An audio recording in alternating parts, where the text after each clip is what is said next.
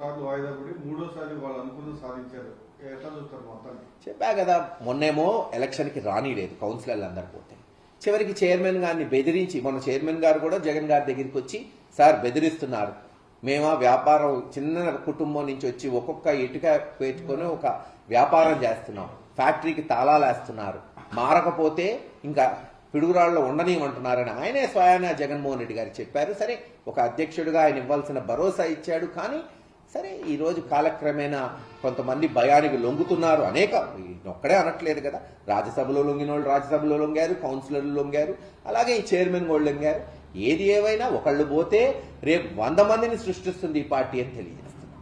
రాష్ట్రంలో ఉన్న పరిస్థితి చూస్తే ఏమనిపిస్తుంది సార్? దాడులు, కేసులు చెప్తూనే 9 నెలల నుంచి జరుగుతున్నది. అసలు law and order complete fail అయిపోయింది. ఇంత భ్రష్టు పట్టిన ప్రభుత్వం 9 నెలల్లో నేనైతే ఈ 30 ఏళ్లలో చూడలేదు. ప్రజలు ఇంత తిరుగుబాటు, ఎందుకంటే ఒక పండగలాగుండేది జగన్మోహన్ రెడ్డి గారు ఉన్నప్పుడు. ఒక క్యాలెండర్ పెట్టి ప్రతి 3 నెలలకి ఇదిగో అన్నమాట ప్రకారం ఇచ్చేది. ఇప్పుడు 9 నెలలు అయిపోయింది. మొన్న చూసాం సంక్రాంతి, విలవిల్లాడిపోయిన ఈ షాపులన్నీ పాపం. బట్టల కొట్లు కానీ